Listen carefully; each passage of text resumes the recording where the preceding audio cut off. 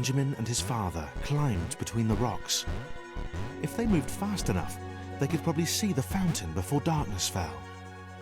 Benjamin had brought sandwiches especially. They had no crusts. Benjamin's father insisted on that. They were meticulously crafted, packed away in neat boxes. For as many cycles as he could remember, Benjamin had made the climb with his father. Every time, the glow felt closer, more tangible. Benjamin hoped that one day he'd be able to reach out and touch it.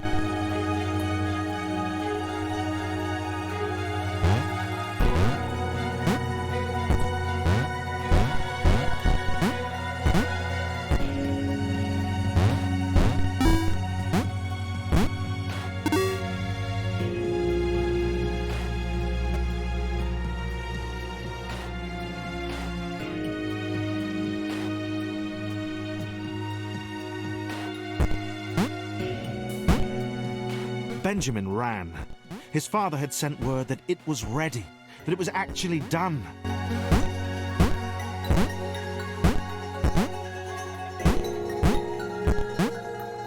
There had been a few misfires. Benjamin had seen the rectangle who'd tested Mark 26. More of a trapezium now.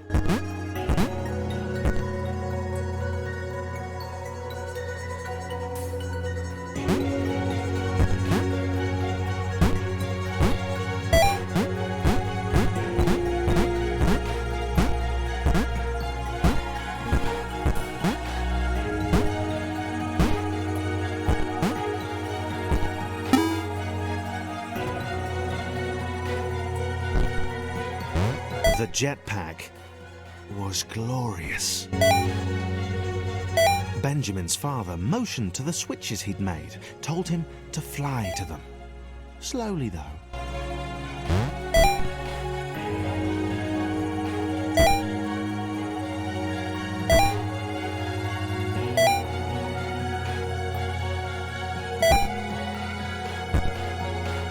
Benjamin ignored him, of course, hitting the sequence as quickly as possible. He was dying to test this out properly, to fly to the fountain.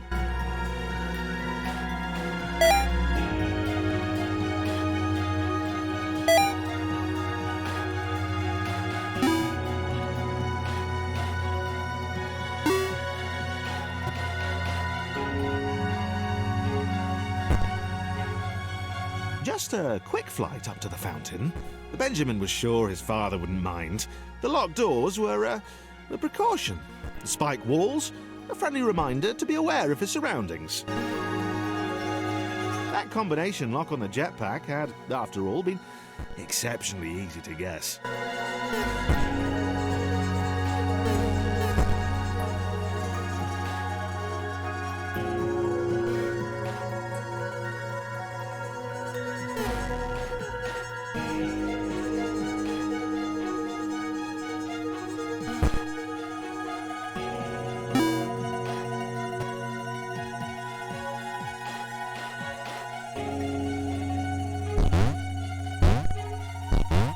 Anna was done. The fountain had sounded like a great idea when she started. An adventure. And more importantly, it was an adventure she could have alone.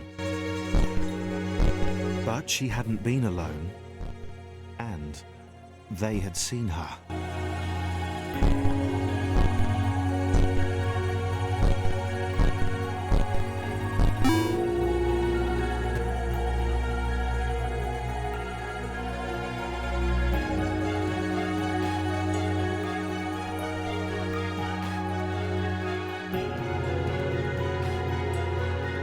Benjamin was getting good at this. They could fly. It was important to stay focused, though. He had a fountain to get to.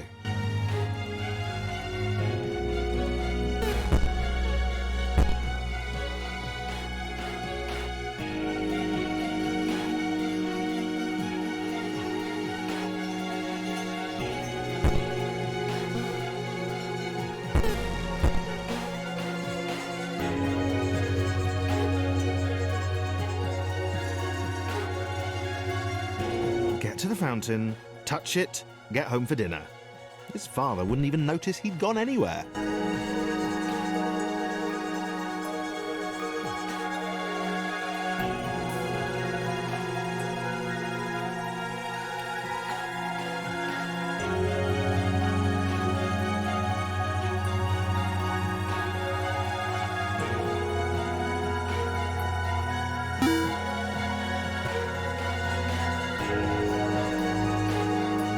The rectangle seemed remarkably unimpressed by Benjamin's jetpack. She didn't even ask about it. She just kept looking up and muttering about clouds. Initially slighted, Benjamin decided that this was a passing disinterest and she'd come round eventually.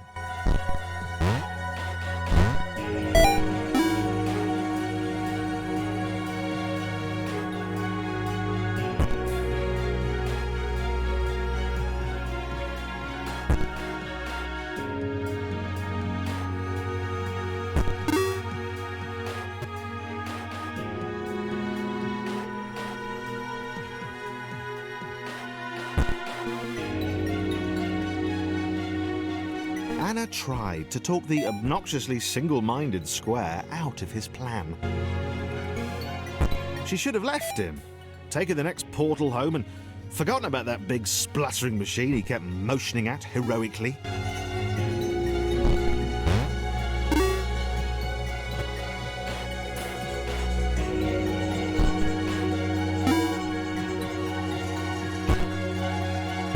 They were halfway to the fountain.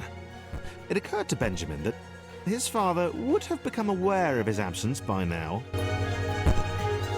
Benjamin hoped that he'd be forgiven. You know, the folly of youth.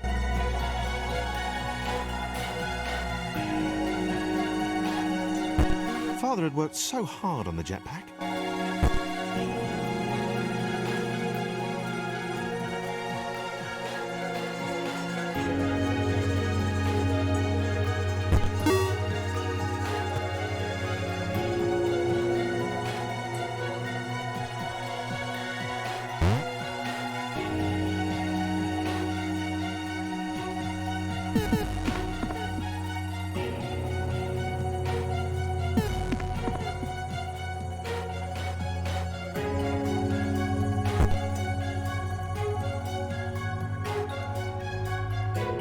Anna tried again.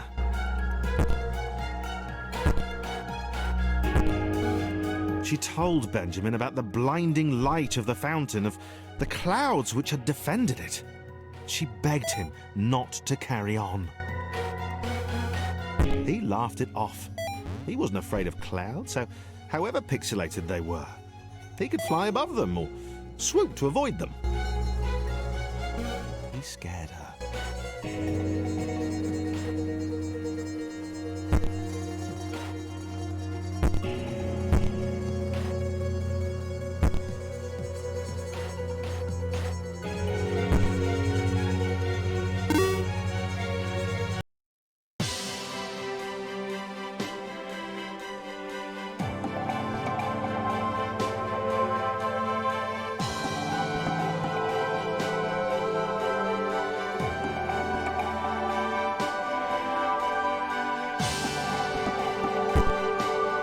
Sarah was awed by the square. Its voice boomed, raised above the roar of the jetpack. "You don't happen to have any sandwiches, do you?"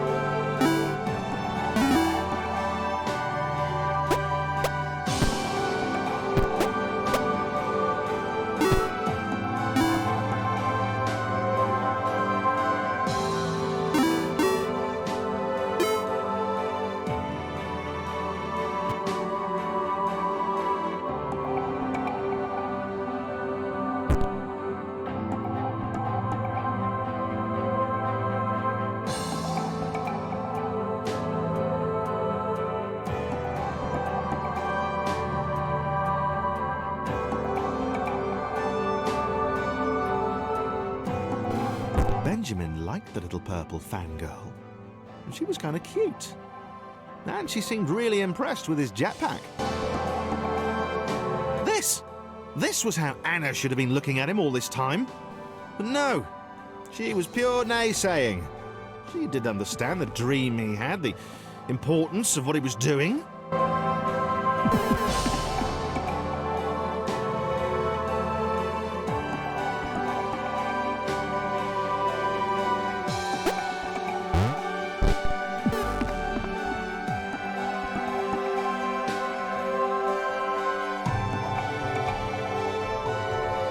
Double jump was cool too.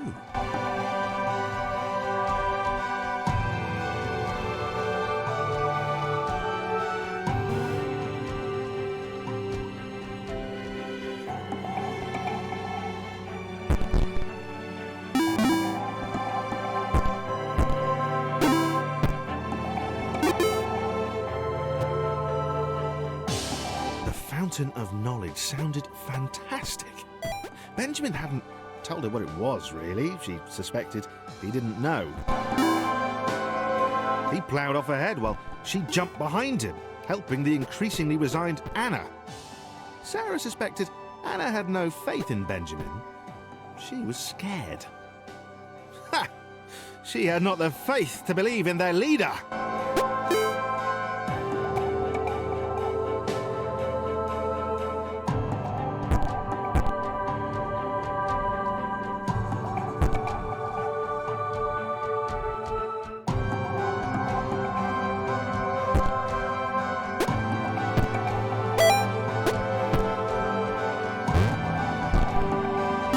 Was definitely done this time.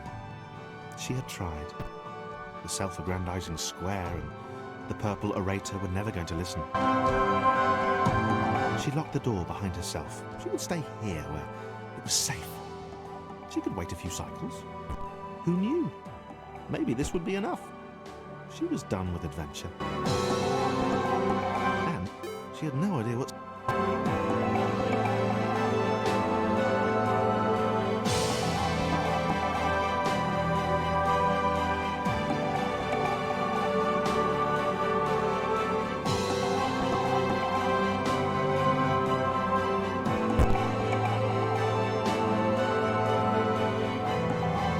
Benjamin carried her even higher.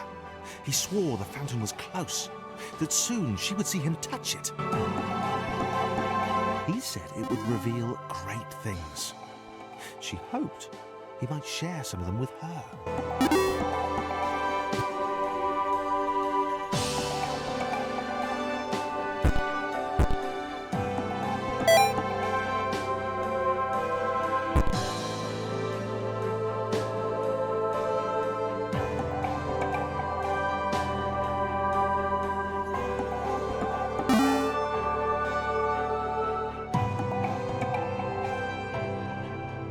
The world surrounding the fountain was brighter than the rest. Light seemed to engulf the space around it, pouring into the chambers. Benjamin was close. The jetpack was working. Benjamin thought of his father again. He thought about how proud the big square would be of what he'd accomplished.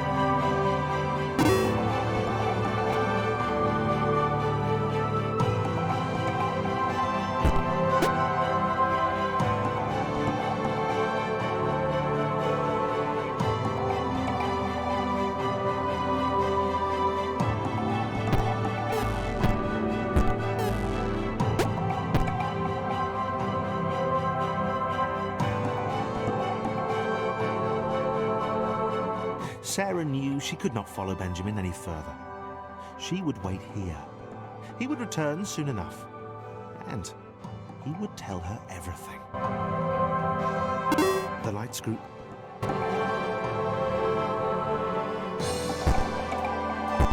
It shone before him, its light reverberating off the walls percussively. It was awesome. It was everything he had hoped. Sandwiches didn't matter anymore. Cute purple fangirls didn't matter anymore. It was only Benjamin and the fountain. The light engulfed Benjamin. He couldn't...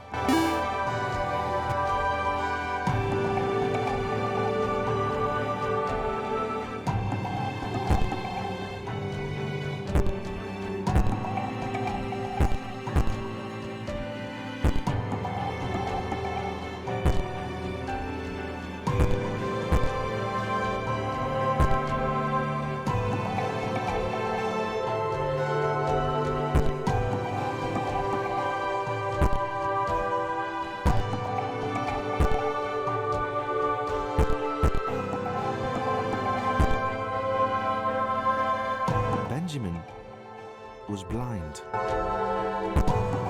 He had seen shadows, bright lights, data in innumerable and unimaginable combinations, and then it had gone. He wasn't ready. He sat. There was nothing else to do. He'd try and find his way home tomorrow.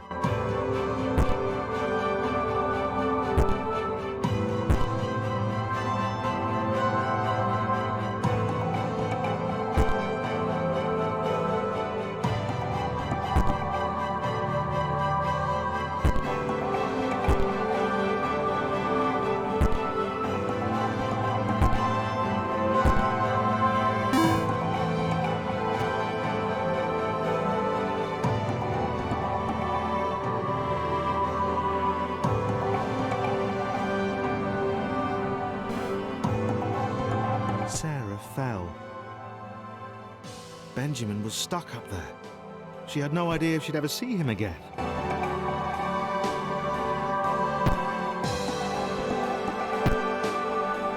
The fountain had destroyed everything.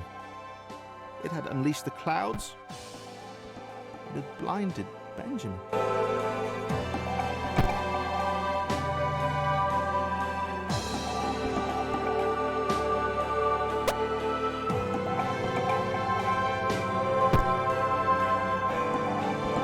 Sarah swore she would see it again. She'd get back to it. She would know what it was and what it contained.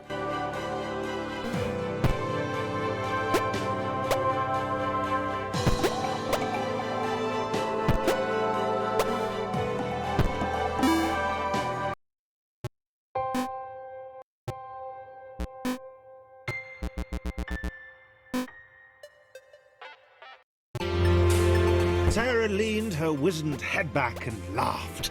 Ha ha ha ha ha ha!